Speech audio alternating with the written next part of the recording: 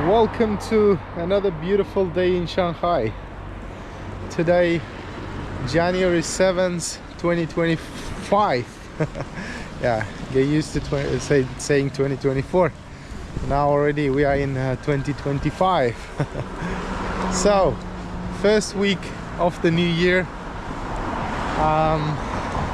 Like I mentioned in the previous videos, I started preparing for Kilimanjaro trip. And I'm walking every day, basically. In Shanghai, there's not much, elevation. Like most of the roads are flat. Not many mountains. Actually, no mountains at all. But I'm just, walking in the city. This is Qingpu district of Shanghai. Obviously, it's not downtown. You can see here. Qingpu is closer to Songjiang, where we have our office. One of the offices actually, one in downtown, one Songjiang. Anyway, I will be walking around 2 hours today. I'm walking towards this park,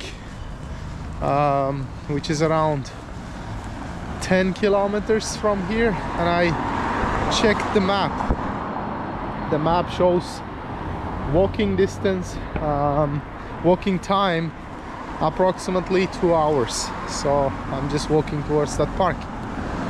And at the same time, I want to talk about how you can get a green card in China. Yesterday I made this video, brief video, like sharing my experience. So basically, after getting the green card, what's the experience, what kind of issues, although they are not major issues, what kind of issues I came across, etc. So a few people asked how you can get this green card, actually, what are the ways. Now, as I mentioned before, there are multiple ways you can get. Number one and most common one is obviously through work permit category A. That is like high-end, highly skilled talent. Because in China, generally there are 3 types of work permits. Category C, basically designed for international students who obtain their academic degree in China by graduating a Chinese university. That must be inside China. Yeah. If there are some universities with branches outside of China, no, they don't count. You have to study here, graduate, get your diploma from mainland China, then you can apply for this category C. Category B is the most common one, common work permit. And by the way, category C and category B does not lead to a green card. They are not considered as high-end, high-skilled work permit. So category B is the most common one, which requires a degree and a bunch of other things. I'm not going to go into that here. Then we go to category A. Category A is the best type of work permit foreigners can get, and that is for highly skilled executives of companies. Company can belong to you, or company can be somebody else's. You can be just employee, but you can hold category A. Then one requirement is your salary should be no less than in average, because different cities, different regions, they have different requirements, but in average your salary should be no less than 60,000 yuan per month. And then from that salary you pay around 10,000 yuan a month for your personal income tax. So imagine you receive 60,000 minus 10,000 a month for your personal tax. then your net salary will be 50,000 yuan. So basically this is one of the requirements. Another requirement is obviously you need to provide this work experience, and with that category A, according to current terms and conditions and policies, you have to be at least you have to be employed at least 3 years. That is in Shanghai, and you have to keep that for 3 years. In some cases it's 4 years. It depends on the requirements by the specific immigration officer. Again, there are a bunch of people sometimes tell me that, oh, let me cross the road. So I was saying that, yeah, there are some people from time to time on the channel commenting, some of the information you are telling is wrong, blah blah blah blah blah. Yeah, I don't care, because first of all, I keep repeating, in China, unfortunately, most of the things are not standardized. This is me talking like from experience, 14 years here, and on top of that we run this legal and accounting firm, and whatever we talk here, we check it first. And especially this green card thing, I'm talking about from my own experience, okay? For God's sake, I obtained it, and I don't care if the information you hold doesn't match with mine, because I'm coming from the first-hand experience that I went through myself, I've gone through, right? And this is true most of the time for Shanghai. We operate in Shanghai. Obviously we can assist you with company formation, liquidation, etc., related services in different cities of China as well, but still, majority of the information I talk about here is true for Shanghai. And also this is true for the time of this making this video, because I keep mentioning, depending on the time when you watch this, some of the information might be obsolete, some of the information might be different.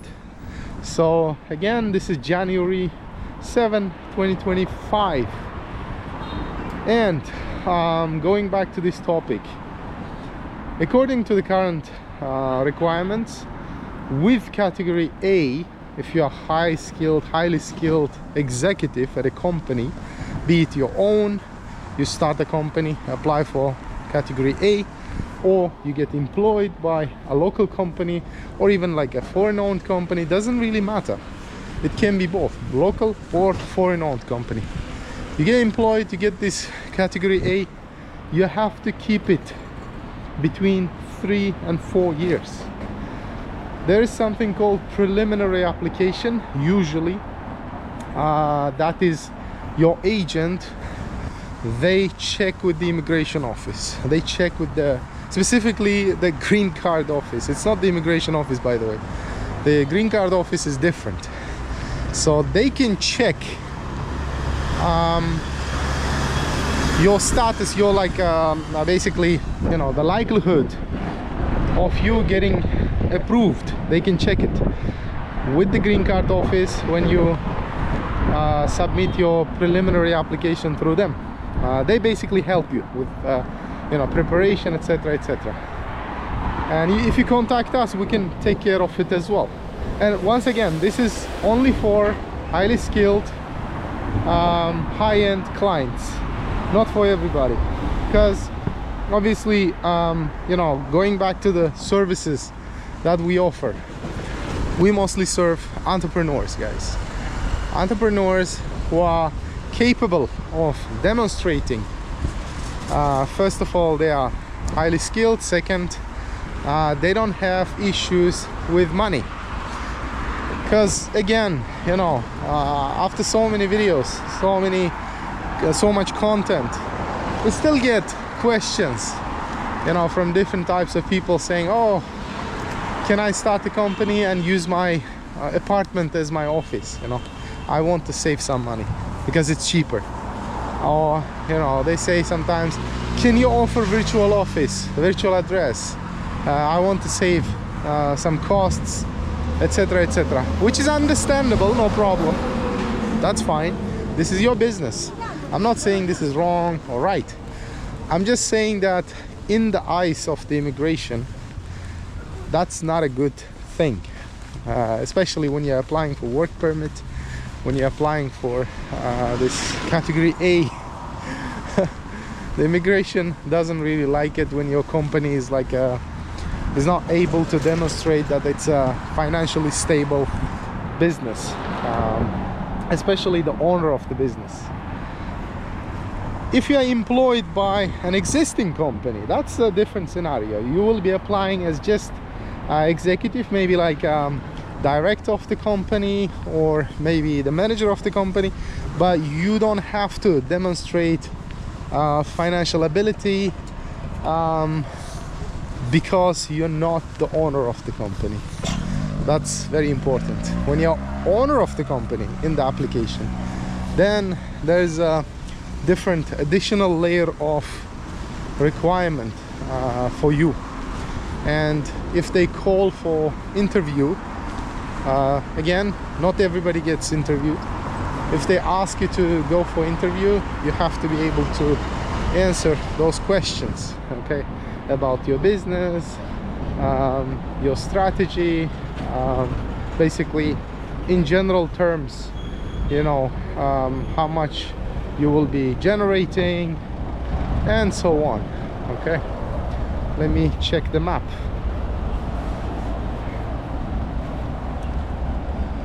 All right, I need to cross the road once again. So basically, guys, this is category A. Okay, with category A, of course, there are different regions with different requirements. In Shanghai, that's the case. 3 to 4 years you need to hold that, and then demonstrate that for the majority of the time you've been living actually in mainland China. This is also very important. During the application you have to demonstrate that. For example, some people get their visa and then leave, right? They stay in their own country or they keep traveling and then they don't spend most of the time in a year here. So that is totally different, okay? And then there is another category, obviously, through marriage. To my knowledge, if you choose that, you have to of course demonstrate that you are married to a local person, either, you know, husband or wife, it doesn't matter. But then you need to live, I think, 5 years together. And also there's investment requirement as well. If I'm not mistaken, you need to inject around 200,000 yuan in an account, and you just have to demonstrate that. And this is the marriage, you know, the category. Another one is the investor category, which I talked about briefly yesterday. Let me just cross the road and we'll continue. So the investor category now. This is something very interesting pathway, because first of all, for investors there are so many options. Number one option is you can go through this standard pathway, which is you have to either invest 500k USD within the course of 3 years in Western China, or Western regions of China. And the central China, for example, tier 1 cities, they require you to invest $2 million within the course of 3 years again. Excuse me. By the way, the investment is not something you invest into bonds or securities or, you know, real estate. The investment should be in a business. General scenario, you set up a company. It can be factory, it can be a trading company, any sort of business. But there are preferred categories, and trading and manufacturing are one of them. There are different others like high tech, you know, e-commerce, medicine, etc., etc. But you invest this 500k in Western regions, $2 million in Central China in a business. And again, the requirement is 3 years. 3 years. So if you choose to go through this route, then obviously your work permit within that 3 years doesn't have to be category A. You can, okay, imagine, just to simplify, you can set up a company and you just apply for category B. With category B, you can run the company. Let's imagine it's in Shanghai. Run the company, and for 3 years you keep injecting money into the company. Invest it. All right, total sum of investment should be $2 million, because Shanghai is tier 1. And again, there is a confusion as well. Sometimes people assume wrongfully. They think that, okay, wow, that's pretty easy because my company can receive clients' money. I can easily reach 2 million, 10 million, even if, you know, we're talking about like large sums of money. No, that's not going to count, guys. Client money is income. This is basic, you know, like, how do I put that? It's a common knowledge, okay? You don't have to be knowledgeable to understand that. It's a common knowledge that when you run a company in any country, client money is an income. It's not an investment. It's not an injection. So you have to be very careful. Don't mix the two, okay? Don't confuse. When we're talking about injection, we are talking about, as the name suggests, injection. It means in China, as we discussed before, when you set up a company, there is a concept of registered capital, which is written on your business license. Registered capital, according to new policies, must be injected in a 5-year period to an injection account. So you set up a company through us, we open company's active account with these major banks, and then simultaneously we apply for an injection account. Injection account is going to take some time because the approval comes from the central bank. It's going to take, in average, 2 months. And good news is you don't have to be here to get the injection account. Once we set up the company, we can open it on your behalf from distance, provided you give us this power of attorney, which actually we prepare. And that's it. So, going back to the earlier point, money will have to be injected into the injection account. The investment. Of course, investment, once it's injected into the injection account towards this registered capital to fulfill the obligations, etc. For example, your company's registered capital, let's assume $5 million. You divide it into 5 because the time frame is 5 years. Every year you inject $1 million. And you can actually inject more as well, or divide it into smaller chunks. It's up to you. There's no control over it. So once it's injected, that is recorded as injection. Okay, every penny actually you inject into that account, it's recorded as injection. Now it's public data. It's public information. Anybody in China can access that, can see how much you have injected. Then you can, it will stay there for a few days, okay, until it's like registered, etc. Then you can transfer the same money to your active account and use it for your company's expenses. At this stage we receive some, again, I don't know, man, I don't want to talk about those guys, but there are people who always try to cut corners, okay? So some companies, of course, I understand. Business is business. Businessman is always tries to, you know, they always try to cut corners. I'm a businessman, I always try to save money, etc. Of course, when you talk about the company's expenses. But come on, when you try something and then this is illegal, that's not a good thing. So sometimes people ask, okay, can I use somebody else's money? That's what I'm talking about. This is what I'm referring to, okay? Sometimes they say, can I borrow this money from my partner?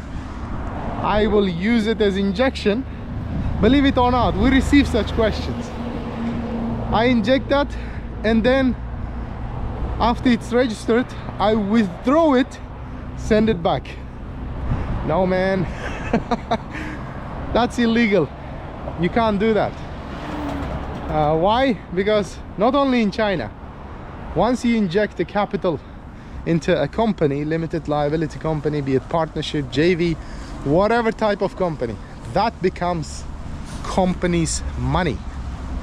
Simple as that. Basic business knowledge. It's company's money, it's company's assets. And yes, it comes through the injection account, therefore it's not treated as income. It is an injection. So once it's injected, that's company's money.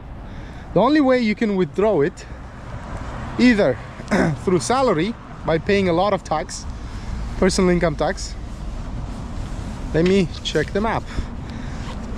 Or through dividends. Huh? Okay, I have to go through this way. Okay. Dividends, guys. Dividends.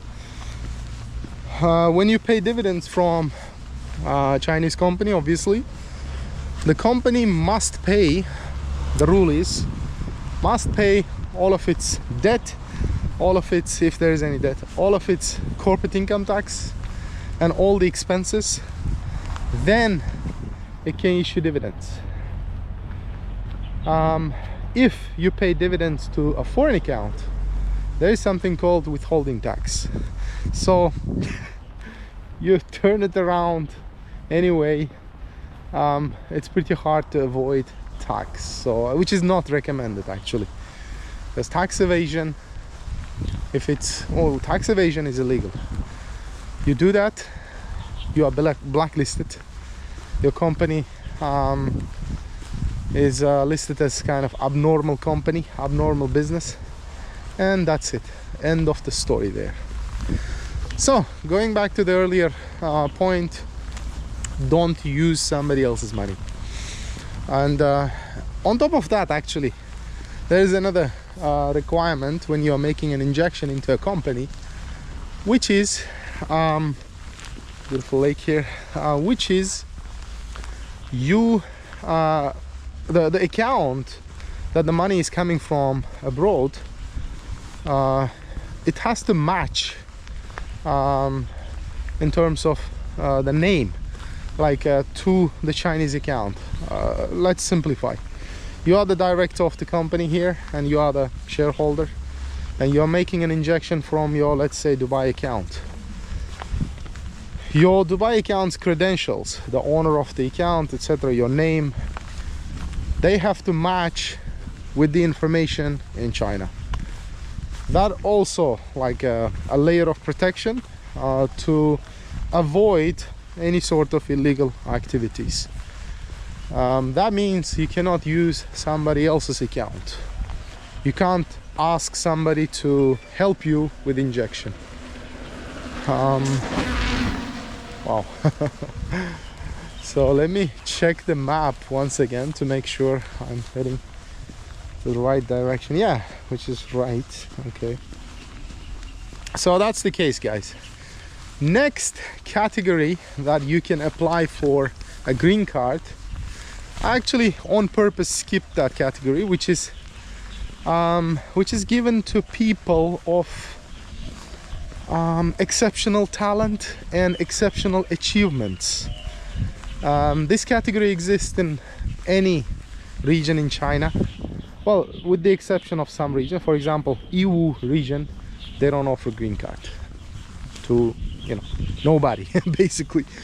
But I'm just saying, generalizing, most of the general big cities, big regions, you can apply if you are, you know, internationally known sportsman, for example, with a lot of achievements. You have medals, and you have you know, some sort of championship certificates, etc. And next one is funny one, but still, Nobel Prize winners. It literally says that. Also, scientists. Scientists kind of realistic. I've seen a lot of people who obtained green card through science. They publish different scientific articles in high rank scientific journals, high impact scientific journals, and yeah, you qualify for that. Then there is another category which is interesting, through which a lot of foreigners are obtaining green cards, which is a PhD holders. So this one, actually, for example, you graduate from a PhD degree from a recognized university. Now, there is a database of universities now in China. I made a video on this. Your university should be you know, recognized.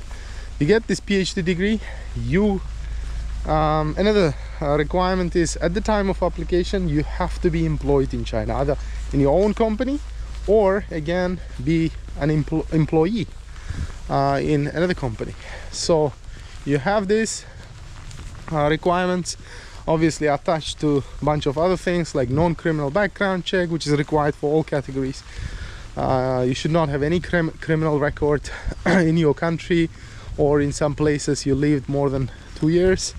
So you have to obtain all of that. And obviously in China you have to have clean record here, and you can apply for green card.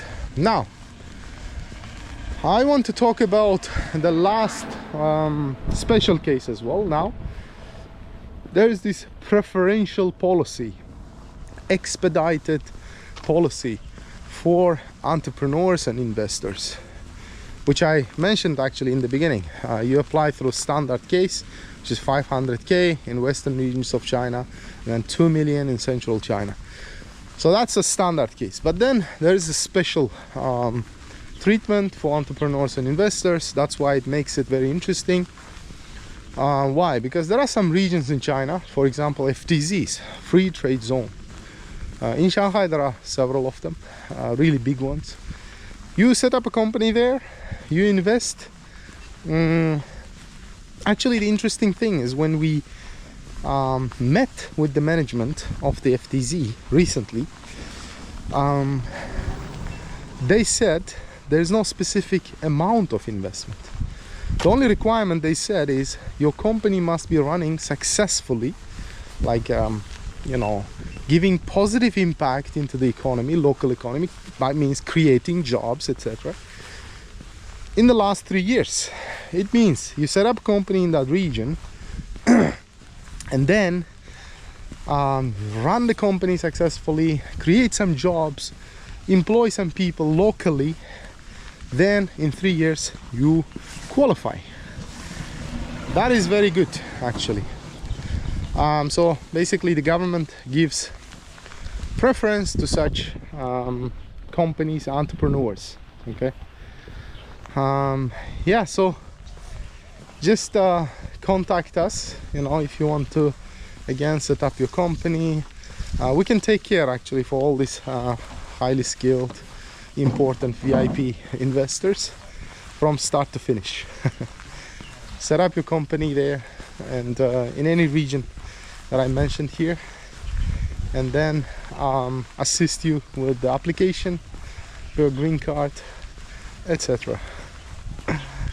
So this is, again, I want to emphasize, this is this information I've talked about here, it's very general overview.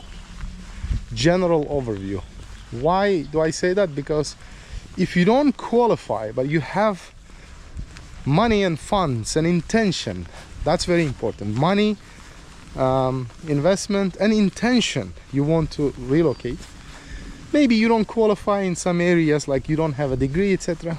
Still, go ahead and book a call, because although the information I gave you here is a widely generalized overview, by specific cases we can approach those managements of FTZs, free trade zones, and they have different policies, especially their preferential policies.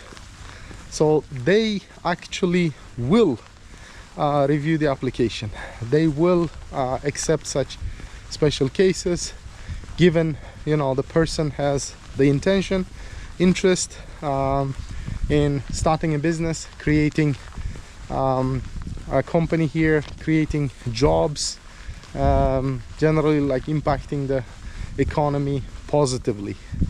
If that's you, you don't belong to the general categories there, you don't qualify, you can still go ahead and book a call. We will talk, okay? We're going to go through, explain everything to you. Oh, very peaceful neighborhood. There we go. And on my right side, villas are being built. All of them same design. So I think I have finished basically the green card topic. There's not much thing to say now. So I guess I'll just keep walking, and then if there's something interesting, I'm going to shoot a video and introduce them to you on my way. I think I still have, let me check I still have around 40 minutes to walk. Yeah. Alright guys, stay tuned. I want to show you something here. On the other side of the lake there are villas. Those villas, they look amazing. Actually I saw some of them on WeChat videos, those ones. Yeah, I saw some of them actually, because I recognize this lake. Rent for such villas with like a 2-floor, multiple bedrooms, maybe like 4, 5, 6 bedrooms, massive, like there is a garden, etc. Rent starts from, in this region, this is Qingpu, in this region rent starts from 25,000 yuan and upwards. For 25 you can really get a massive one, just like this one. This one, can you see? Yeah, really big with garden. The garden is like a space, land surrounded the villa, greenery. So 25,000 to 30,000. For 35 I know it's a bit crazy amount for China, but still, compared to other countries, 35,000 is, let's see, it's $5,000. Yeah, exactly, $5,000, slightly less than $5,000 excuse me. You can get a castle, like a massive big castle with a lot of land. Yeah, I try to put some pictures later, but I saw some of them. It's a really beautiful one. The one we are renting, it doesn't have land, it doesn't have garden basically in front, or in the backside, backyard, doesn't have. It's just villa, 4-floor villa, a lot of space, yes, basement, and we've got 4 bedrooms, attic as well. But still, later on I'm thinking to change to one of these, maybe either purchase, let's see. Since we get this green card, I'm honestly considering to actually live here for good, for as long as it takes, to be honest. As we established a company here for many years now running, and it's not easy to move businesses. And on top of that, I always keep stressing that when you're with family, security and safety matters. See, I can set to any direction, literally, on the map, pick a map, go to any direction by walk. Nobody's going to come with a gun and with a knife. I'm not saying that in other countries that's all happening. I'm just saying that there is a risk of being robbed, you know, things like that. 1 second. All right, because it's weekday. I'm just not in the office since I started preparing for this Kilimanjaro. Yeah, people call, that's why I have to take that call. Anyway, I was talking about the safety in China. Yeah, you know, whenever we talk about like any positive things about China, life in here, we always have this, you know, negative comments. People who are born with negativity probably. They live inside that media, you know, always portrays China as, you know, something else. But no, I mean, come on, if you want to see the realistic situation, all I say is I don't argue with people, just visit, spend some time, you know, spend some time, and then you make a decision. For us personally, me and my wife, this place has been very welcoming, extremely you know, welcoming, very safe. We think we are pretty sure actually raising a family here in this environment is perfect, to be honest. I can't ask for more, you know.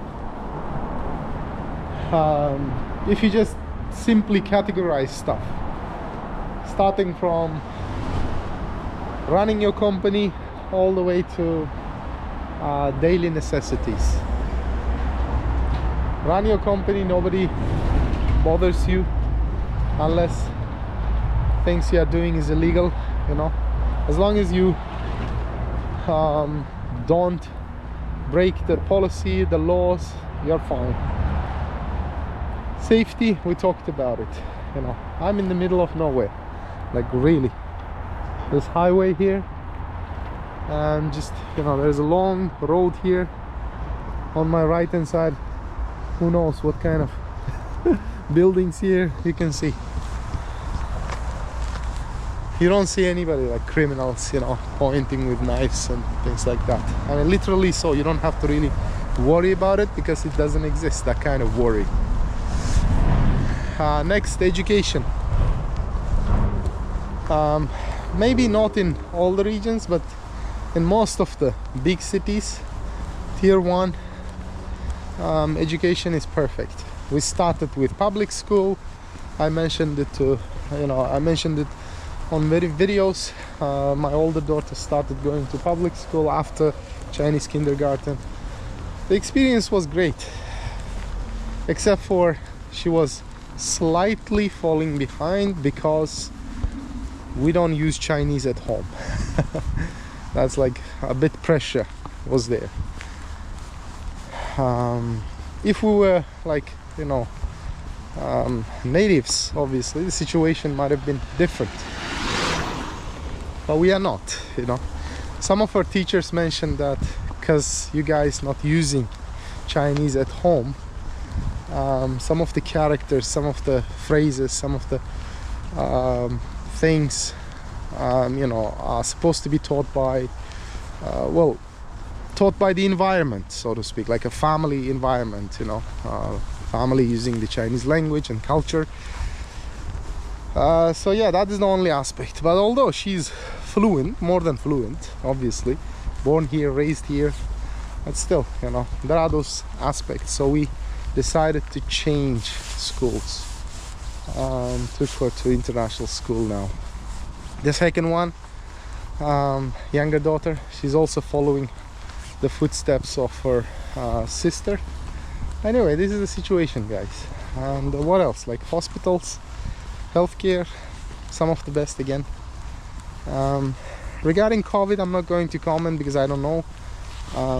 You know, my experience during COVID, if anything, it was quite positive. Anyway, we used to live in downtown in Qining region. During lockdown, I can't complain. Actually, I have to give credit to our neighborhood. In Qining is one of those rich, you know, districts downtown. We never had any issues with food. Yesterday I was mentioning to my assistant, a colleague, almost every week we used to receive steaks, imported milk. Back then my younger daughter was small, she's young, she was taking this formula, so because the lockdown we couldn't go outside. So imagine that, like the neighborhood, without me asking them specifically, I never asked them. The neighborhood, the manager of the how do I say that? Like the manager of the neighborhood.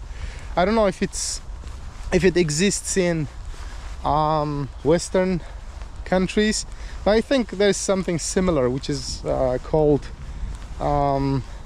neighbors council, something like that. In here, they call it like a leader of the neighborhood, the lady. Old lady, yeah, she was delivering those formulas for free every other week or so, and on top of that a lot of like imported groceries, just because we're foreigners in that building. She said so, like she said, okay, you guys foreigners, I know it feels like really maybe boring, or it's really hard to stay in lockdown, you know, we understand that, so here's the to compensate that, here's a grocery for you. Okay, that really happened. This really happened. I can't thank enough actually all these guys who helped during lockdown. Yeah, what else? Like it's not praising, it's not like you know, talking all the positive things. Whenever something is negative, I mention that, like yesterday video, after obtaining the green card, coming across with these small issues, but still they are small, but at the same time they get frustrating as well, because you go to the bank, you go to the tax office, people don't know how to handle this, the green card thing. But again, those kind of issues, they're not big, they're not every day. As China develops, they are working on every aspect, I would say, of day-to-day, you know, facilities, the correct way probably to say it. Like you come across with tax issues. Today it exists, but in a few months it doesn't, because they will fix it. Okay, literally this has been my experience. Previously it was like very difficult to navigate Alipay, WeChat. They fixed it. The tax thing as well, they actually apologized after we fixed it. They said, yeah, if you go to downtown, people in downtown, staff in downtown, they are more experienced than in here. So that was the case, etc, etc. All right, enough talking about life here. It's up to you. Just visit, stay for some time, and then decide. Okay. Yeah, so look at the environment, very peaceful. Well, partly because it's Tuesday. It's Tuesday, and it's what time? Tuesday afternoon, 2 o'clock now. So what do you expect? Everybody's at work. Yeah, I decided to take long walks daily. Tomorrow we're going to set another direction, and we'll go to that direction instead. Okay. Wow, very clean air. Clean air, a lot of oxygen. I can feel that. Wow.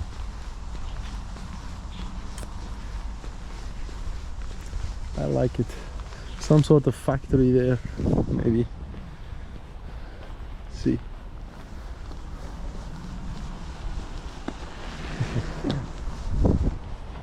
Let me check the map. It's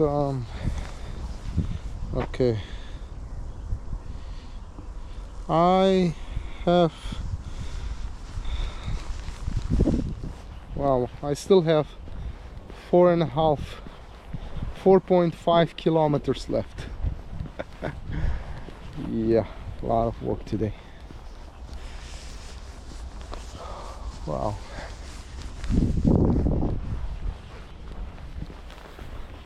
Look at the road.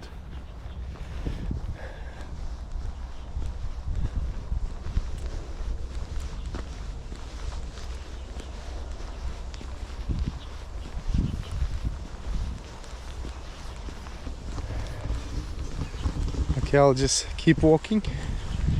And oh, there's a little doggy. I'll keep walking. If anything interesting, we'll show you.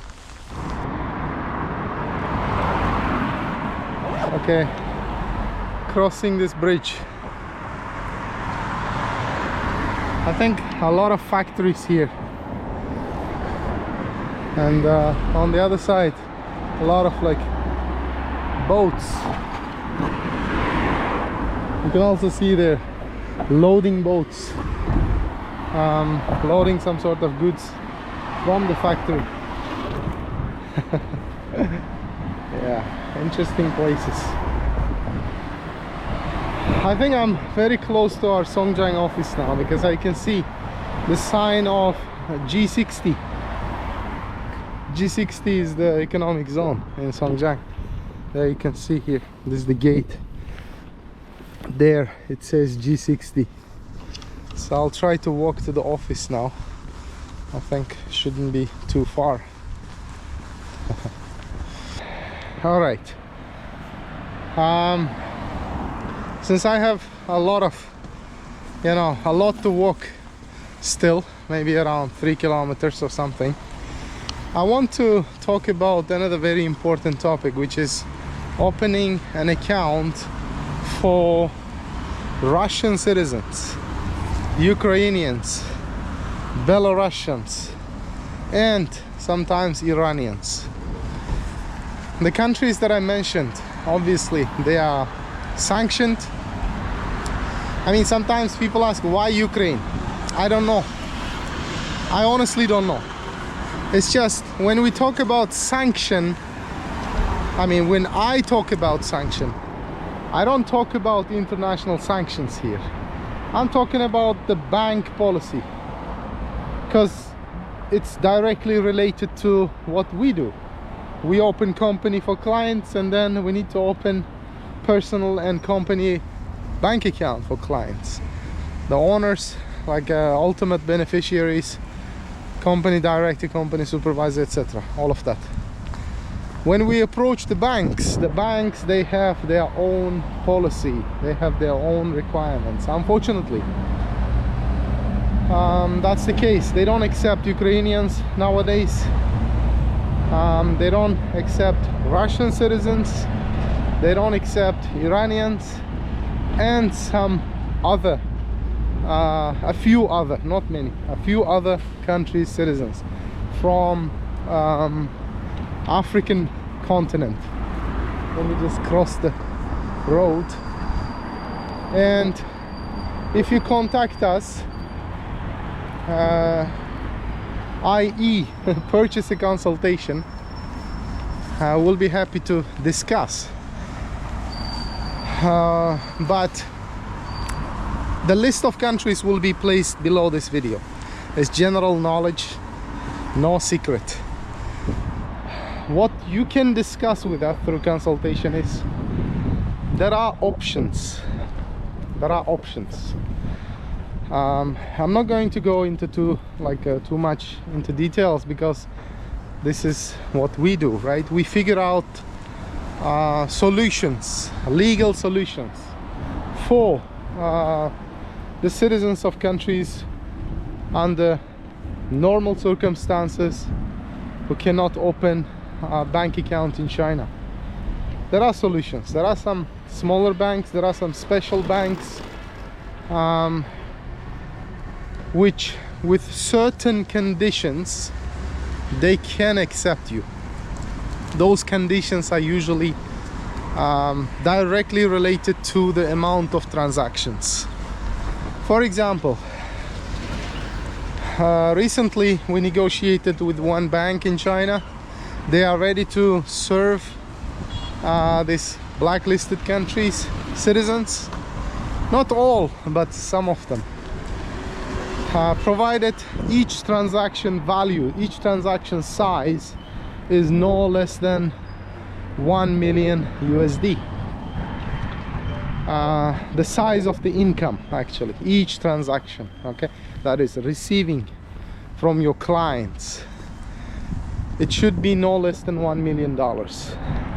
And obviously the second condition is such countries' citizens, when they provided they fulfill the requirement and then they open an account in certain banks here which are accepting them with conditions, they will not be allowed to transfer money outside of China. That's another condition, unfortunately. What they can do, however, they can pay local suppliers. They can pay local suppliers like factories. They can receive the money, convert it into RMB, Chinese yuan, and they can pay local suppliers, guys. It's the situation here. So yeah, once again, we receive calls from different people from different parts of the world, and some of them are like sanctioned on the banks here. Again, no international sanctions, just talking about, they say, well, we contacted few major banks here, we are in the middle of company formation, our agent is not able to open an account for us, can you help? Yeah, we might be able to help, but with the condition that you transfer the company's management to us. That includes maintenance, accounting, and ongoing maintenance, basically tax filings, payroll, etc. There is a reason for it, because our company negotiates with banks on several conditions. We don't negotiate on companies and get a deal who are not under our management, who are not under our accounting service. So that is one condition we put towards these companies who contact us. If you are doing company formation through somebody, some other agency, that's fine, you can go ahead and finish that, but when it comes to accounting, you have to transfer it to us. Then we will be able to assist you with opening a bank account if you are a special case. Okay, so there we go. Yeah, this one topic I wanted to touch. Then there are some, again, there are some people sometimes message, you know, fish for information, basically fishing for information, because information is money. And strict policy that we have, we don't share information just for, you know, just for fun here, right? They call and they try to get information for free, and they say, ah, well, can you tell me first, like, which bank? Can you like tell me how it's done? Then, you know, we can consider. I'm very sorry, it doesn't work like that, because you know, we are running a company here. I really hope, I really do, people understand that, appreciate that. It takes a lot of effort, a lot of connections, a lot of work to negotiate with banks and come to terms. It's not easy. so obviously we have to be paid properly. Anyway, so let me check the map once again. I think 1.5 kilometers. Yay, I'm doing good. 1.5 kilometers and I will reach my destination. But I'm going to a special park in Songjiang, from Qingpu to Songjiang. Songjiang is again, and this is where our first office is located. This is where we have our trading and cargo company. Again, our consultancy, legal and accounting firm, is based in Shanghai downtown. Yeah, there we go. I think I'm going to this park. I mean, this is so massive. I just have to go to the entrance over there, which is 1.5 kilometers from here. Very beautiful. Yeah, any questions, as always, leave them in the comment section below, guys. We try to put the contact information on the screen all the time. Email, welcome to email, yeah, and communicating through email, through comment section, you know, is a great way to get your questions answered, you know. Some sort of bridge. Let's see.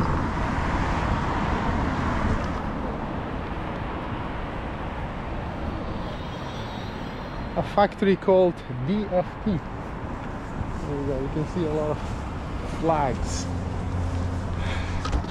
Yeah.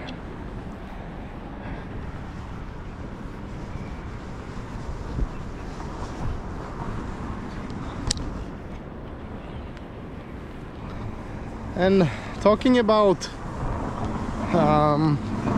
bank account, some people ask, do I have to open personal account in order to open my company account? Like, do I have to apply for personal account first? The answer is you don't have to. There are some banks, specifically, well, it's okay to mention, I guess, Bank of China. Bank of China requires most of their branches that you should have a personal account first. Only after that can you apply for a company account. But again, that's about the negotiation and terms. In some of the branches we have agreements. We can open company account without your personal account. Some other banks, major banks, they don't require personal accounts. They can just directly open a company account. When you open a company account, usually in one day you open RMB, which is the main account of the company, then USD, foreign currency account. RMB, both RMB and USD accounts, both can receive international payments. RMB can receive international RMB, yuan, because there's like a local yuan and foreign yuan. You can receive that. And USD, obviously, if you tell the bank, depending on the bank again, it can receive multiple major currencies, including euro, GBP, etc. In some of the banks, they like to keep the accounts separate. Like, you will have your USD, you will have your euro account, you will have your GBP account, different. Alright guys, GoPro battery has been amazing. It's a, how they call it, I don't know, durability battery I've been using. Yeah, I still have like 10% left, but I want to save it for maybe more interesting things. Stay tuned. Apparently I was wrong. This one is not a park yet. This is called like Songjiang Sijing Experimental School. There we go. I think it's like a massive campus. Sijing Experimental School is actually, I think, a bilingual school. Yeah. There are a lot of schools, as you know, in Shanghai. Oh, see, beautiful campus. And most of them actually surrounded by wall, and inside the campus is really beautiful most of the time. I visited Canadian, US, French, German. Yeah, the campuses are really beautiful. They usually have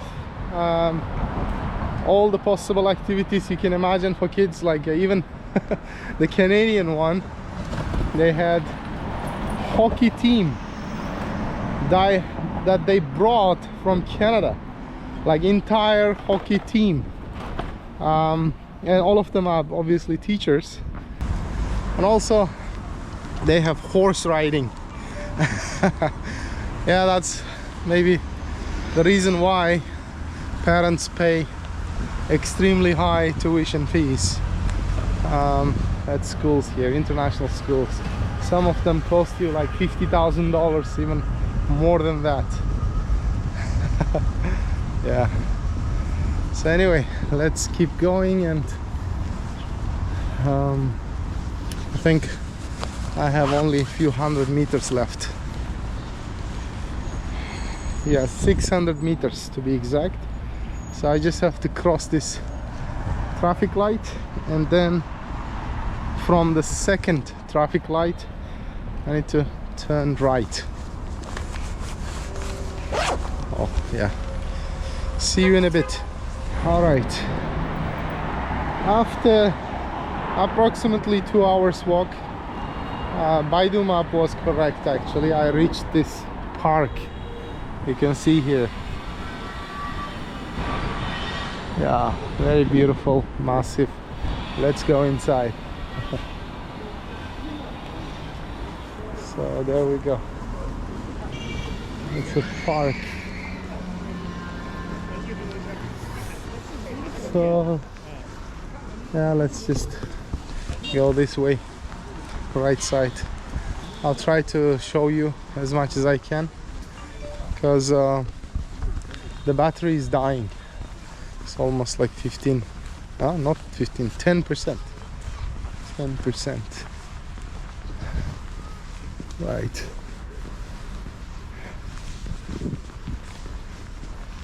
Okay.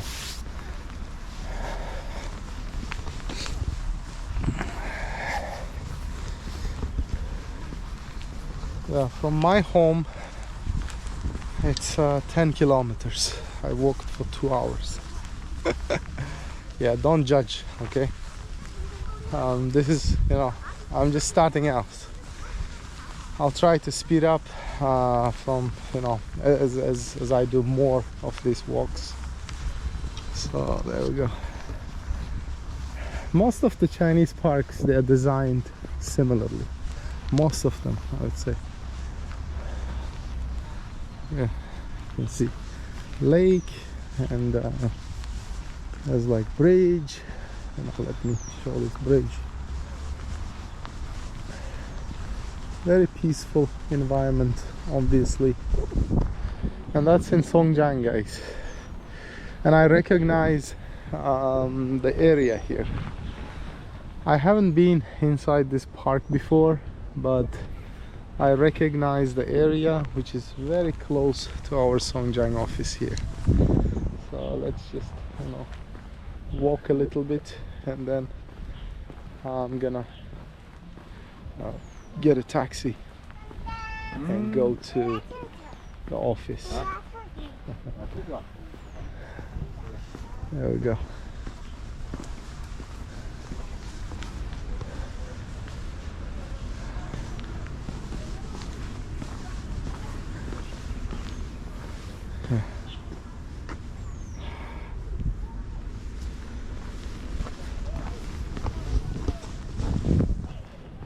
Yeah, beautiful place. Tomorrow, let's see, maybe I can find some more interesting places, because I like I said, most of the parks, they are similar in design, in you know, style, etc.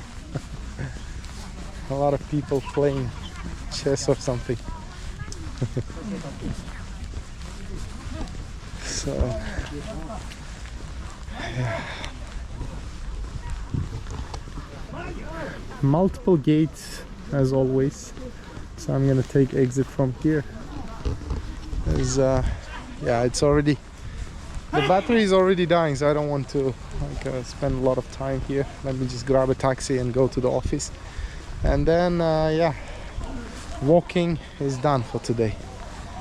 And by the way, I think tomorrow I'm going to do the walking from 8 o'clock in the morning till 10 o'clock, so that it doesn't affect the rest of the day, you know. Otherwise, doing it in the middle is a wrong decision.